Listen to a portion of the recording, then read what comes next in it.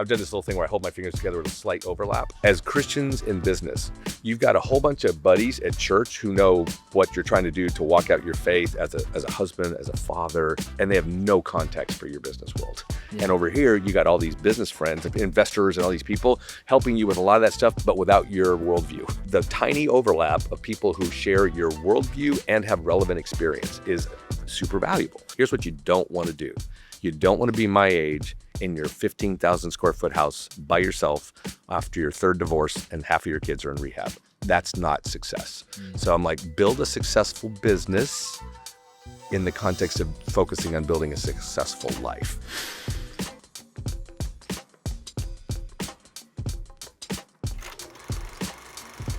Faith-Driven Entrepreneur Podcast. So oftentimes when we think about the stories of entrepreneurship, we think it's this big idea that hits us at 20, it scales, and we never look back. Today's story is different. We get to hear the story of Mark McClain and his journey of entrepreneurship as we're here at South by Southwest, capturing the stories of entrepreneurs driven by their faith that are doing something for kingdom impact and God's name to be known.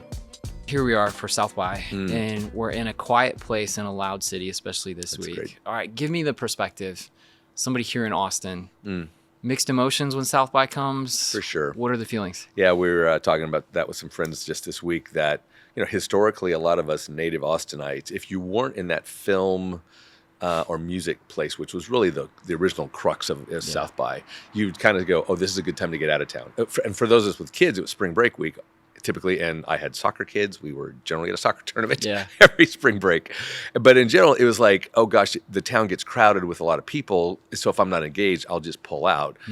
When this started up a few years ago, and it's the tech third arm, so to speak, of South by started a number of years ago now. I think depending on what kind of tech you're in, that actually was a reason to be here. And then with the kind of South by service kind of faith-based stuff that's been happening the last few years, that's a different reason to stay and engage. So yeah, it's kind of shifted for a lot of us. So it's kind of like slid into this like cross-section, as you said, not just movies, entertainment and everything, but just so much more.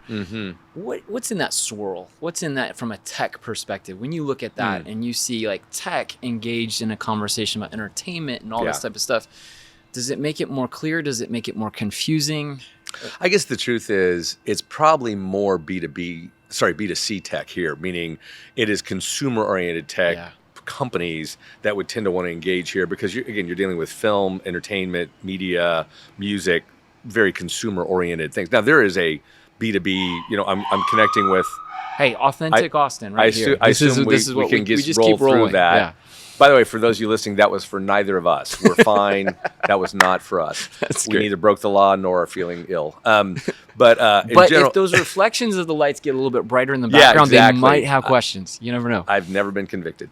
So I think at the end of the day, I think there's a sense of if you're in B2C tech, this has become a place to do interesting things. A few things have been launched here. Famously, Twitter was launched here many years ago. But in general, I'm a B2B enterprise guy in the world of tech, and this is not a particularly interesting place to do that. So from my business's standpoint, we'll give it a moment. Shall we give it a moment? We'll give it a moment. Please pause for station identification. Exactly. We now return you to your regularly scheduled programming. I think at the end of the day, if you're a B2B tech company, and there's a lot of that in Austin, by the way, we have a stronger heritage of business to business than we do business to consumer. It's generally not been your business that would think about engaging a lot in South by. But from a personal standpoint and just the vibrancy of everything going on here, it's become more and more interesting to kind of plug into what's happening. Yeah. I think one of the things that excites me is that you got so many stakeholders, as you said, like entertainment, tech, B2B, business, different sides of things, entrepreneurship. Yep. I think what's encouraging is to see, and then we're thrilled to be here, to come behind some of the faith conversations that are happening here. Yeah. It feels like oftentimes when certain parties came to the table, the church runs away.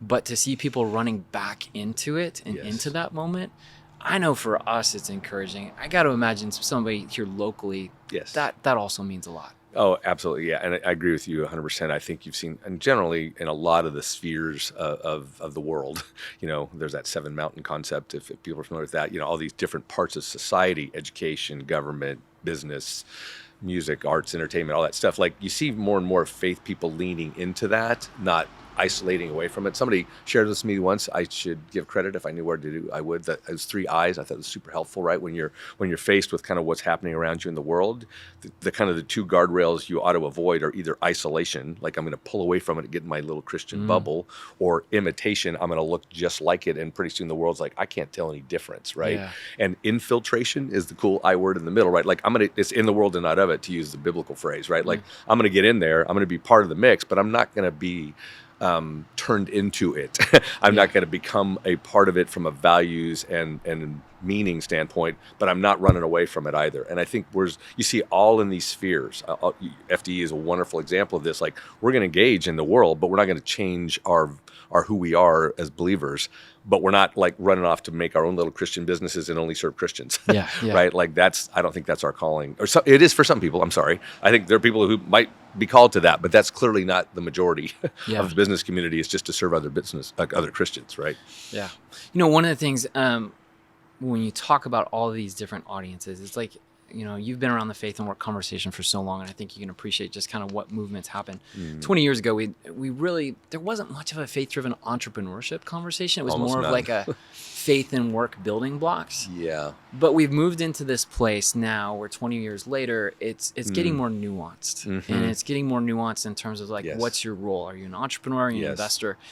One of the things I love about your story that really touches into some of the things that we've been wrestling with is even when you say the word entrepreneur, that's a big wide tent.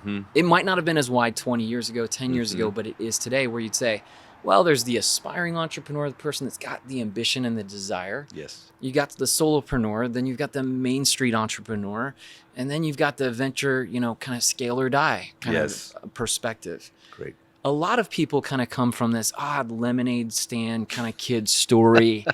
What I love about your story is like there's this moment of this entrepreneurial mindset. And then there was a point where you said it's time to jump.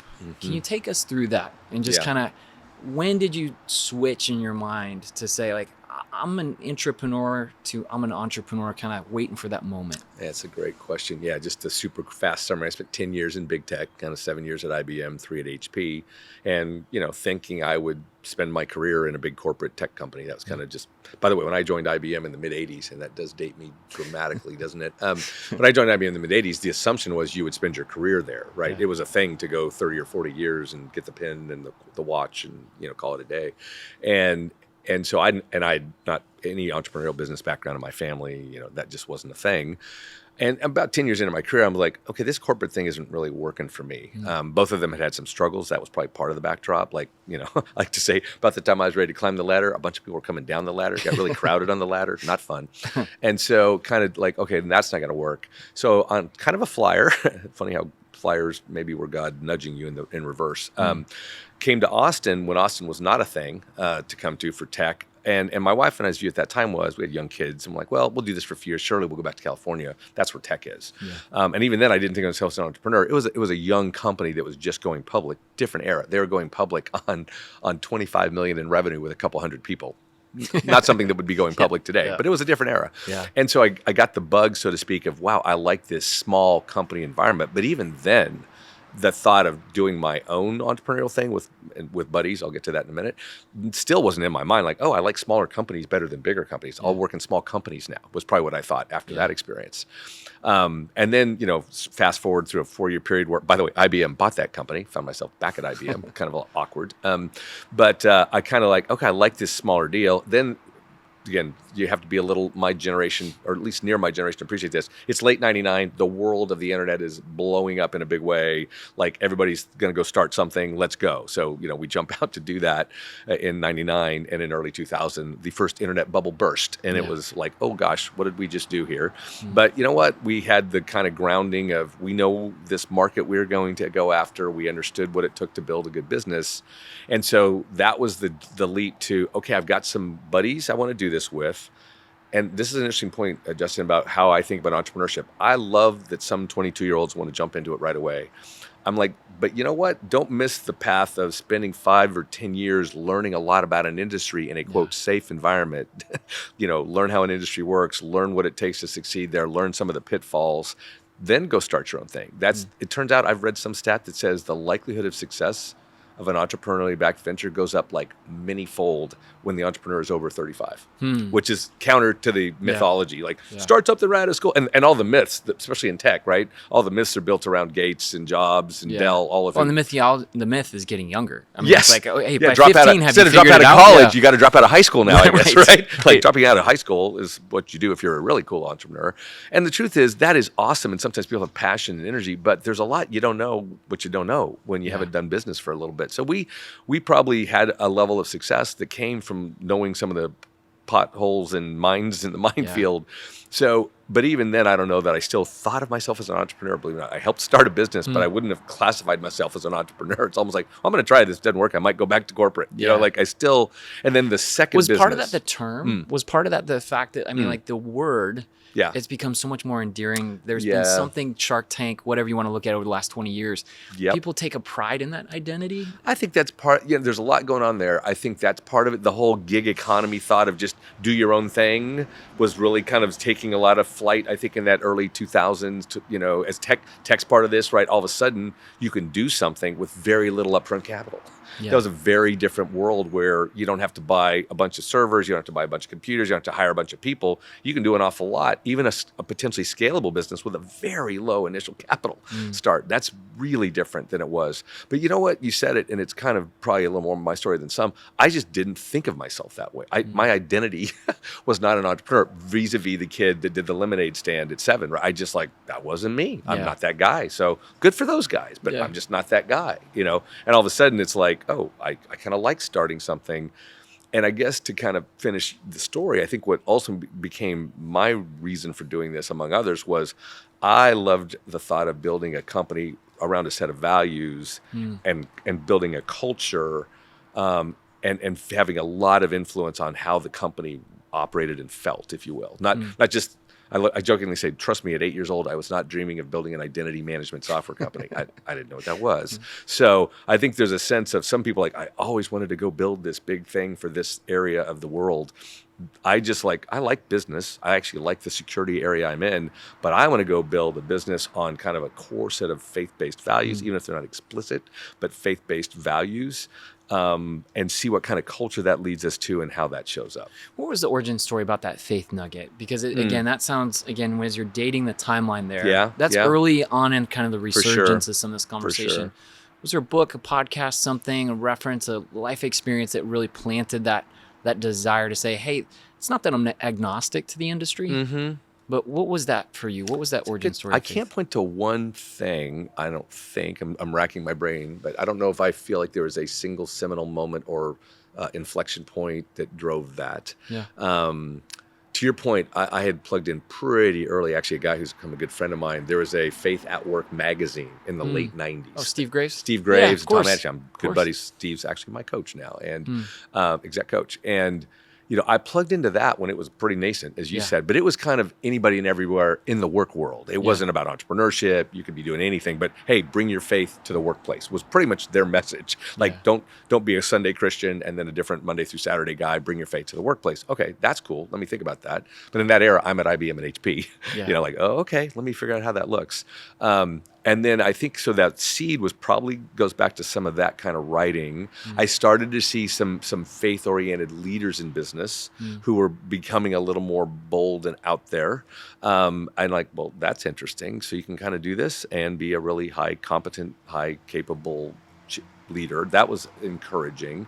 But honestly, it was a little later in the development of SailPoint, I think, where I really got a little more focused on, let me be a little more clear and explicit about where this is coming from. We had the kind of culture and values where people go, I love it here. The way you treat people, it's so great. But honestly, in the early years, I probably wasn't as quick to say, well, let me tell you where that's coming from. Yeah. That's coming from my faith values. I was just like, that's how we believe in people. Yay, Yeah.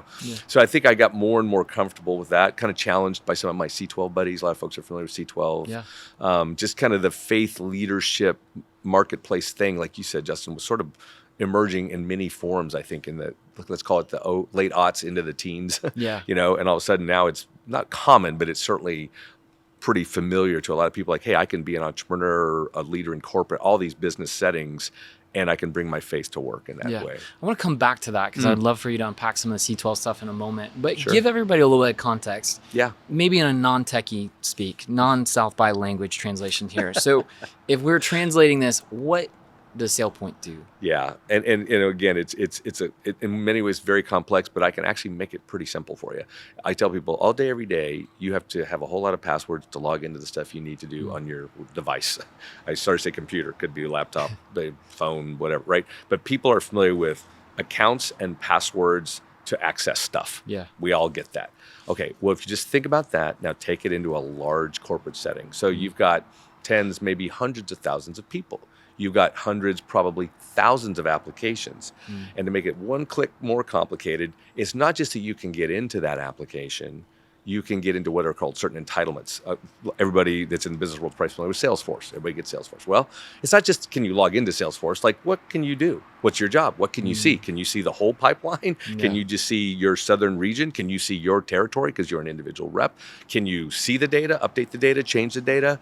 Oh, you changed jobs. I technically should shut off one part of that system to you now and give you that system.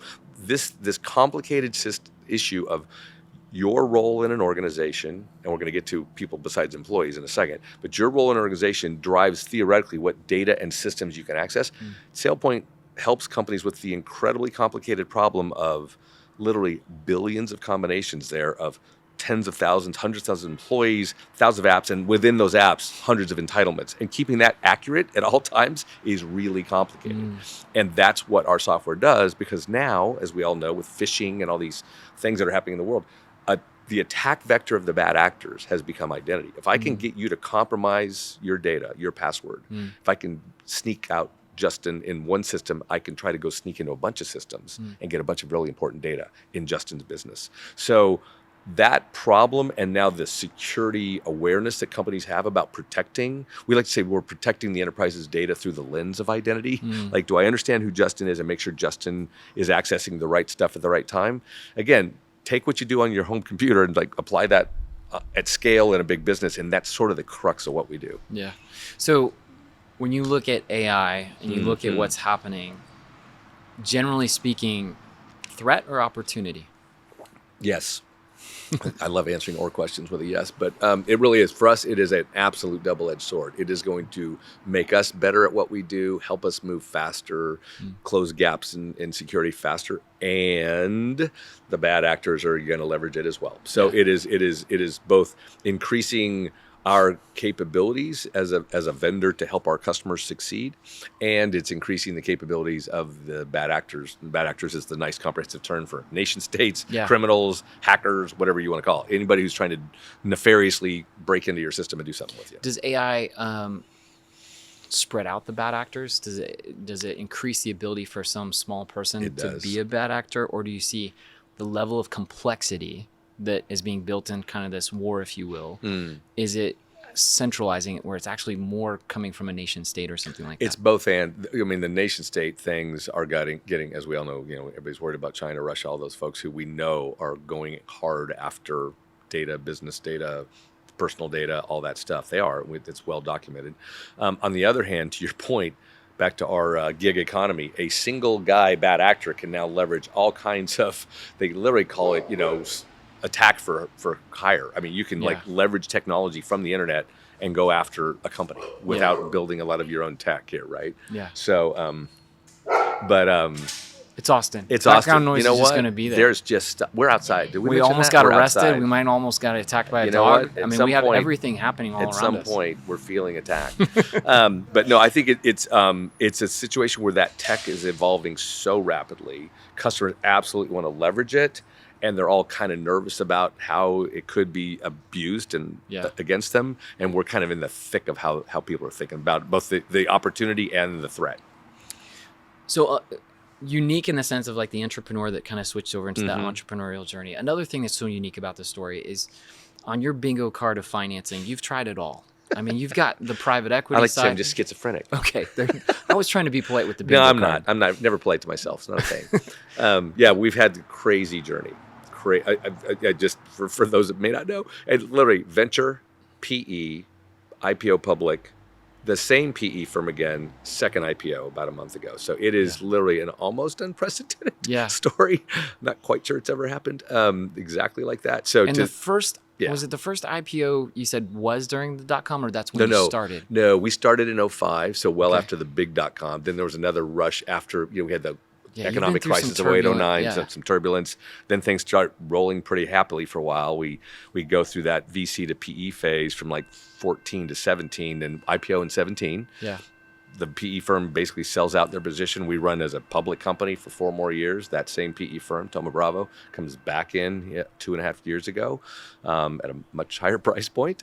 And then we ran for what a lot of folks thought was a pretty short run as a private, less than 3 years, just re-IPO'd here in February. So it's been a crazy journey.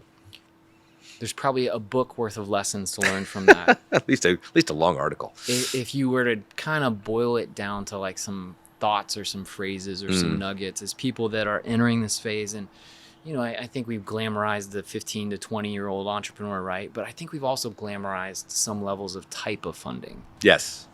What have you learned from like the type of funding that, like, which one are we chasing that is like maybe too outsized of an influence? I think the right answer on this one, that's a great question. I've never heard it phrased quite like that. Is sort of fit for purpose. I think you have to understand there's a lot of funding mechanisms in the world today. And as an entrepreneur, I think you want to think through, well, what am I trying to get done? And therefore, what kind of funding makes the most sense for me?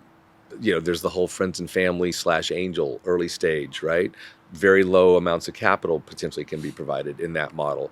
Sometimes pretty low amounts of expertise come with it. And if you are somebody who thinks you're going to need some expertise around you, be careful. More than Thanksgiving dinners and Christmas dinners. I'm just saying, you don't want to get in a position where Thanksgiving is super awkward because you lost your uncle's money.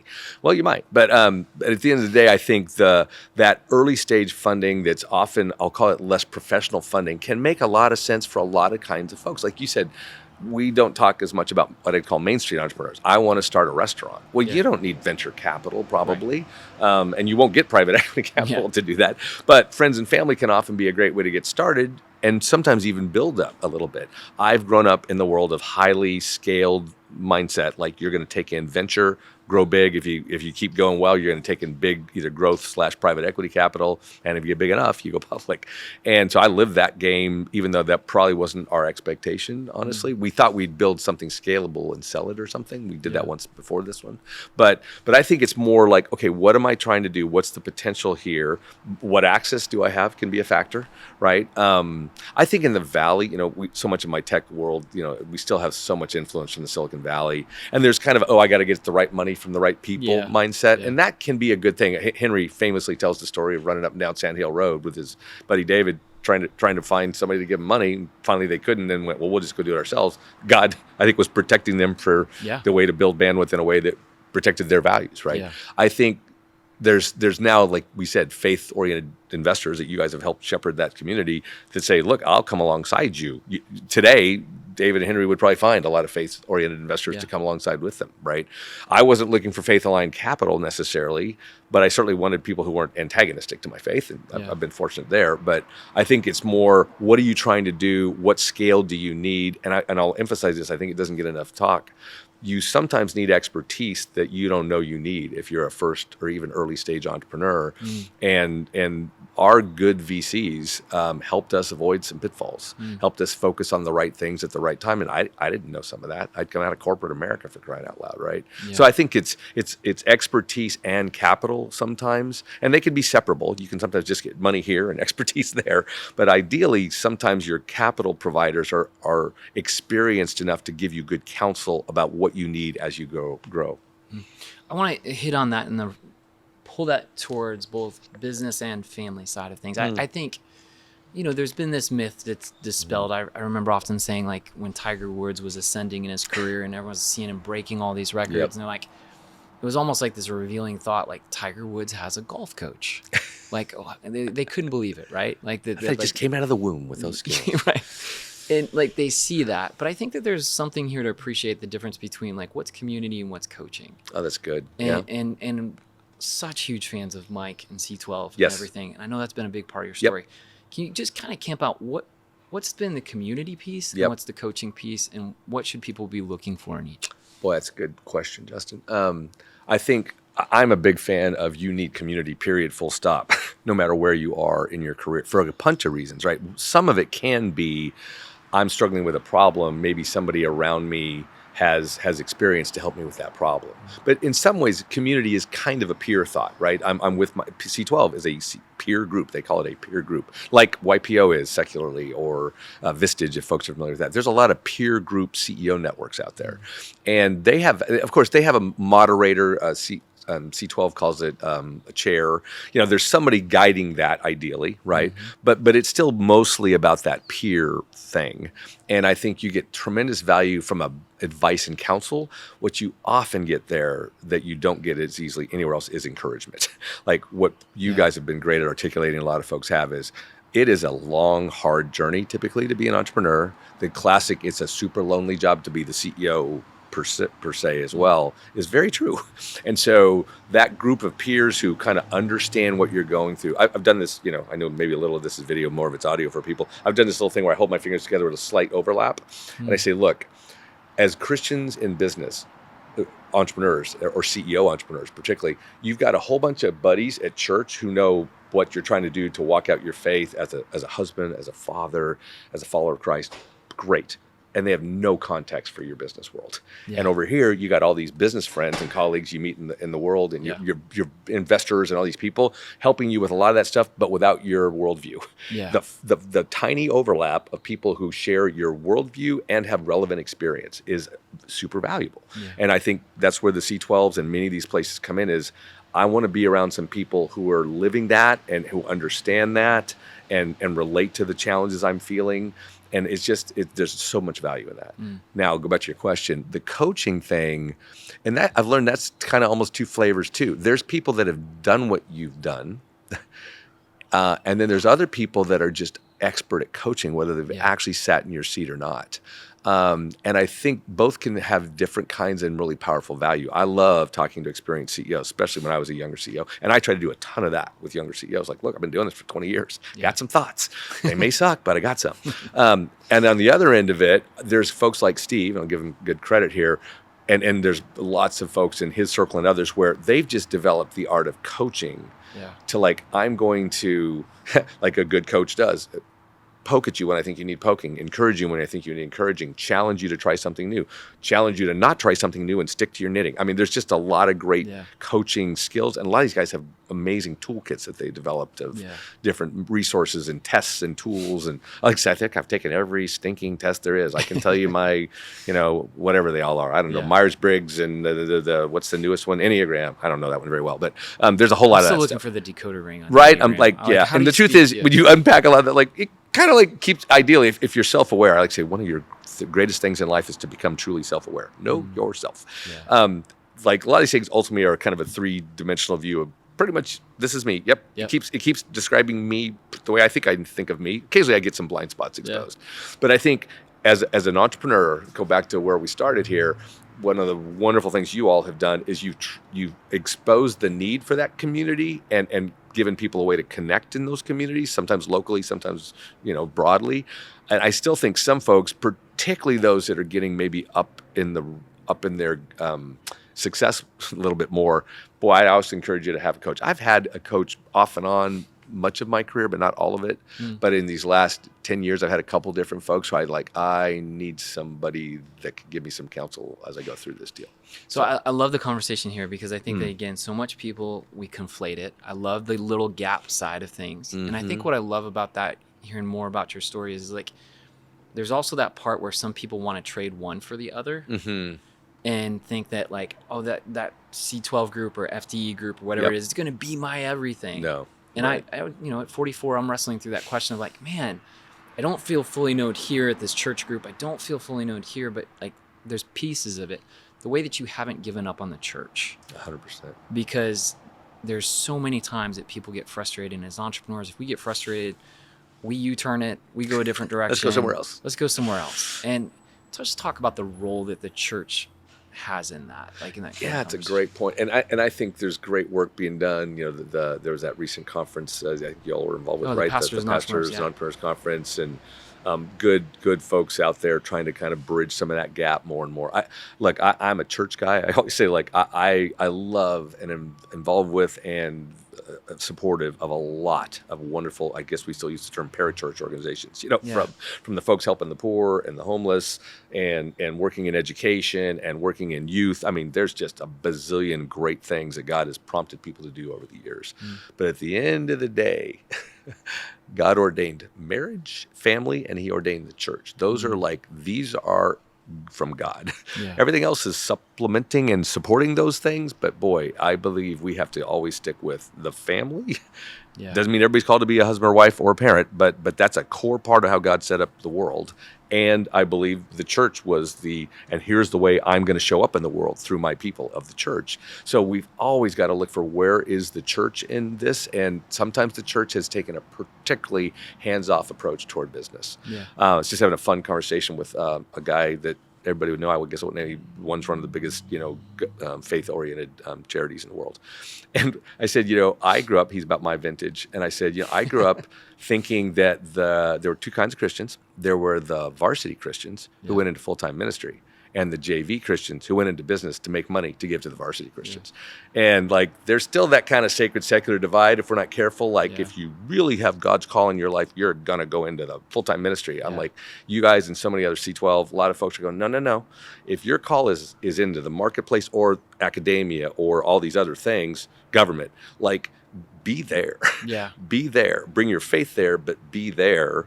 And yes, use the resources if you're blessed with them to support those that are in full-time ministry and need support, and give to your church and all those good things. But I think we've just got to have a more holistic view of this. And I think over time it goes way back into church history where we sort of separated the clergy and the laity. And that just wasn't a thing at the outset. So what did that So people look at a lot of things. They look at when you go, from private to public, and they say, "Oh gosh, you got to check some values at the door. You got to water some of this stuff down." And specifically in the church side, I think some people would say, "Oh, but gosh, you know what? Mark's traveling here, there. He's flying this, that, whatever. Yeah. It's okay that he's gone this many Sundays." Yep. What does that look like for you as a family to say tethered to a church? What did that look like? It was just never a doubt. I mean, I've been an elder at my church for most of the last 25 years with a little break. And it was just never a doubt that we needed to stay connected. Now, I've had a benefit that not everybody has, is that we've been rooted in one place for 30 years. Not everybody's path is like that, and there's nothing wrong that says God chose to pick you up and move you around, or you thought that was the right call for you. But because we've been rooted and been in the same church for 30 years, I have a strong view of the benefit and the joy of that. I do think that one of the dangerous things people can fall into, whether it's travel or just constant reload, is you lose that sense of kind of long-term local fellowship. And I think we have lost how important that is a little bit in our digital-centric culture. And what I mean by that is, I like to say, if you don't have friends, especially if you've become somewhat successful, if you don't have friends who knew you before you were, you probably are in trouble. Because pretty soon you're in that everybody's telling you how great you are problem. And we've seen it in leadership in the church. We've seen it in leadership in secular organizations, et cetera, where you need some people to go, look, I knew you when you weren't a big deal. Yeah. So don't lose sight of that. And my wife of almost 40 years, 39 next week or two, she's like, please don't tell people this, but I still kind of say it like, Marge's main job is to keep me humble. She's like, you make me sound terrible. But it's like, she keeps me grounded because, we didn't have a lot. I didn't see all this coming from the Lord at all. I thought I might go to be a mid-level IBM manager if I was super successful, So having friends and fellowship in that local body where these people know you, they know your family. I tell people, if your accountability buddy is only remote, I don't know if that's an accountability buddy. Yeah. If he didn't know your wife, I got buddies who I've been buddies with for years, and they can see on Marge's face at church, something ain't right. Yeah. Like, what's going on, dude? Yeah. The body language. and Body everything language, moving. facial expression, like with all the Zoom and the COVID stuff, I tell people, look, we spent Yeah. as believers at a minimum thousands, and depending on your point of view, maybe tens of thousands or millions of years, whatever your view is on that timeline, lots of time learning how to read each other's body language Yeah. as well as the words. And that has not changed post-COVID, post-Zoom. We still need to pick up on the clues. Well, we were joking about it So, earlier, right? It's yeah. like, I mean, these days you bring people onto a team that you've never met in person. 100%. Then all of a sudden you meet them in person. And you're like, wow, the only thing I saw was a square. I didn't know that you used to play basketball. You're in the starting center. Like, in whether it's up or down, whichever direction it is, Yes. there's always that element to it. I love how you're breaking this down. I hope for people that are watching or listening that they see, like, a coach. Yep. What do? Sometimes it's the timeliness of the question. Yep. You're not. Great coaches are Socratic. They Yeah. really ask great questions more than give answers. You're not. right. You're not paying them by the word count like a lawyer Nope. or whatever Nope. it is. You're paying them for the timeliness, the Socraticness of the questions. Yep. You've got a community, a place where there's those gaps. Some that can know that Yep. understand your business, and some that can see your family. Yep. And there's some of that beautiful overlap. Yes. But that mosaic of those things. So as we kind of So- come so to a good. close here and wrap a couple of thoughts, there's a couple of things that come to mind. You said it earlier, vintage. Somebody, you're vintage. I'm seasoned. I like that term, vintage, seasoned. I'm very I well like seasoned. both of those are great. Red, white. What are we talking about? But like the vintage of like we're talking about this. A lot of people would have said, you know what, man, what great impact. It feels like your story is like a story that a line that I love from our good friend Dave Blanchard is just this idea of like re-risking. Yes. What pushes you to continually keep re-risking? I think a phrase I've learned over the years, there's a lot of models in the scripture about who we are as believers and Christians and Christ followers. I've kind of come with 4 S's that help me stay, and I'll come back to one of them, right? And it's a gender thing for a moment. Son, right? You're a child of God, son or daughter. You're a sheep. It's important to remember that God kind of calls us sheep. Sheep are not awesome, right? They're kind of dumb. They need a lot of help. Yeah. They'll fall down. I calm down, can't get up. They need the little button on their chest. And there's this is cheating because vine and branch is the right term, but stalk, right? That's another S word. You got to be attached to the root, to the vine to grow. But the other S word, and I say I index high here, is stewardship. Like of all the metaphors in scripture, and I think for those of us in the marketplace, particularly stewardship, and that's the parable of talents among others, right? Like you get this picture like I am being given resources. Let's use that broad word, but it can be gifts and talents. It could be financial. It could be access. Whole lots of things can be resources. And then I believe it's pretty clear in scripture, we're accountable for using those resources for the good of the king or the master, not for ourselves. And we can get off of that in faith-oriented business just like the rest of the world can. Like it can become way too much about us. So what drives me a lot is the opportunity to influence more folks and to create more resources, mostly for kingdom impact, right? I mean, you know, I feel like at this point, this is written up in all the kind of generosity and stewardship financial stuff these days, like the concept of a finish line. We are beyond our finish. Like the resources we're generating now are not for our family. We don't need any resources in our family anymore. So the resources I can generate financially are all basically how do I leverage these for kingdom impact. Now, you guys, among others, doing a great job of saying that can look like philanthropy and giving to stuff. It can look like investing in stuff, right? That line is getting fuzzier between am I giving it or investing it? Are those really 2 different categories? Yeah. Maybe they're not. And so that side of it, the stewardship side of it from a financial standpoint, I think is a little more commonly understood. I wish we spent more time talking about stewardship of all of your life resources, right? The whole time, talent, treasure, energy, whatever terms there. It's not just about stewarding your money. That's clearly part of what we're called to do. But it's about like my whole life, all the resources are meant to be given in service of the master. Yeah. And we don't talk about that enough. And I think that's the whole retirement is an unbiblical concept in my mind. I'm sorry, I just don't see that. You've done well. Now you get to check out. I don't see that. Now, you don't have to, work at a frenetic pace till you're 85. I'm not sure that's biblical either. But this idea that we've kind of adopted, sometimes we conflate the American dream and the Bible. Yeah.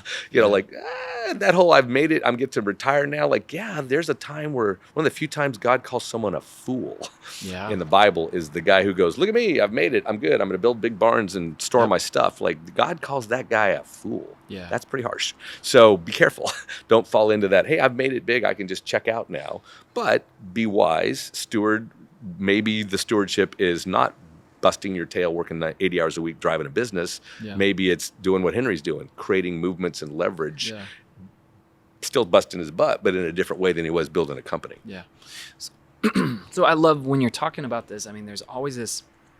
Well, I think personally, we're all going to look back at John Piper's book, "Let the Nations Be Glad," and say it reframed, or some would say ruined, retirement for a lot of people. But I think that you're talking about this, and it's clear where God has you. That it's like, hey, this is a company that, yes, we're in tech, but this is about people, it's about culture in that perspective. When you guys think as a family, the stewarding the resources, you don't need to get into the specifics of a name of a ministry, but I think one of the things that we've been doing this a lot with this faith-driven investor and solving the world's greatest problems is this idea of what are the battles that you feel called to? Like, you know, people think about giving and this and that, and it's like when we recognize there's a war, there's a battle, our participation is not optional. Right. We're drawn into that battle, and yet the battle is so big. Right. Can't. You know, are you better off as a pilot? Are you better off as a, you know, tank driver? Whatever it is, like whatever that might be. Right. When you guys look at the kind of the wrongs that your heart breaks to say, gosh, we want to be a part of redeeming the right of that wrong.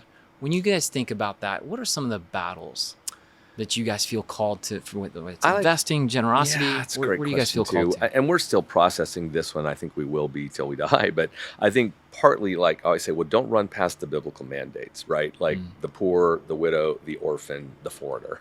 Boy, lots of talks about foreigners in our country these days. Right. But I think, like, well, at a minimum, don't run past that and do nothing. It may not be your primary area of focus, but I'm not sure you should take whatever generosity you should be directing toward kingdom good away from those entirely. Like some of what you do, I think, should be directed toward that. How much, what focus, even within that, are you more focused on one of those than another? Okay. In my case, I feel like there's that set of biblical mandates, so to speak. And then in my mind, I think a lot of my focus will continue to be in this Christian marketplace realm because I bring, as we were talking about earlier, theoretically, both expertise and resource to that. I can fund and help with dollars here, and I can bring expertise and knowledge to people that are wrestling with this on this journey. So to me, it's probably going to center in those two kind of gravity areas. You know, my wife has a real heart for the homeless. We've been real involved with some neat stuff in Austin, Alan Graham, and the Mobile Loaves and Community First stuff, and Foundation Communities. My friend Walter that runs another part of that world, Habitat. We're very involved with those guys in town. So we try to be kind of local and focused on what I can call those biblical mandates. The adoption world, the fostering world. There's just so many, the justice and trafficking kind of got tentacles in a lot of that stuff. That's mostly pretty local. And then kind of more broadly, because of my background, I feel like, I should stay heavily involved in this marketplace game. And what does that look like for me in the future? And by the way, this leads to another topic indirectly for a second. I know we're going to run out of time, but you know, how do I navigate that with my family, with my wife? I have adult kids now, but we didn't touch much on something I would have loved to touch for a moment. Let's just do it for a moment. Another message to our friends that are out building, going, doing stuff. Watch out for those personal relationships, right? I mean, I will do this even in a secular MBA talk to kids. I'll say, look, here's what you don't want to do. You don't want to be my age in your 15,000 square foot house by yourself after your third divorce and half of your kids are in rehab. That's not success. So I'm like, build a successful business in the context of focusing on building a successful life. And though there's some real intentionality to, you got to spend time and energy with your spouse and your kids. And you can't hide behind, like so many, I'll say people, mostly men historically, like, I'm off over here building a great life for my family and I'm never home. And they finish building some great business success and turn around and everybody's gone. Wife's gone, kids are gone. Like, that's not what God calls us to. So there is this tension to manage, as Andy Stanley says, of I can't not take some time occasionally from my family if I'm going to go build something interesting. If you go into an entrepreneurship thing thinking you're going to be 9 to 5, you probably shouldn't be an entrepreneur. But on the other hand, you can't think my family will be sacrificed on the altar of my calling, even if it's a godly calling. Sorry, you don't get to say my family pays the price. That's not biblical or not godly. So you've got to kind of manage. And we're back to peers and coaching, aren't we, Justin? Like, and you can get off track here. And if you got some folks around you going, dude, like, let's talk about this. You know, when I talk to my younger entrepreneurship buddies, we have massive, regular conversations about the phone. Like, are you home? Are you really home? Did you put the phone in a drawer? Do you need to put the phone in a drawer? Can you control your, mind share with your family? Because if you're sitting at the dinner table looking at your phone, fail, right? Like, so how do you stay focused on our godly calling to be a good spouse, husband, wife, parent, mother, father, all that stuff? But maybe you're called to go build a great business or a great organization, okay, but never lose sight of you got to spend energy and time on this, or you will fail, because the atrophy is very real. It will just atrophy if you don't spend time on it. So grateful to spend time together. It's great to be here in Austin. It's fun for this perspective. Guys, it's so great to be here in Austin for South by Southwest. It's fun to see the Christian movement and conversation, having a seat at the table amongst all the tables that are here. But I hope you don't miss what we talked about the importance of community. As big as the conversations get, as big as this movement gets, do not miss sight of what's in your backyard. That starts with your church, that starts with your family, that starts with some of those things. So find ways to connect, find ways to plug in, whether it's involving your church in this thing that you're passionate about at Faith and Work, or it's just being present in a church for your family, for your kids, for your marriage, and all those things. Check out some of the other groups, whether it's C12 and other places to get involved. Find places and people that can run with you. It's that much more fun and an exciting journey to be on. Great to be with you. We'll see you on the next episode. Come for content, stay for community. Join a faith-driven entrepreneur group, online or in person. No cost, no catch. Visit faithdrivenentrepreneur.org. That's faithdrivenentrepreneur.org.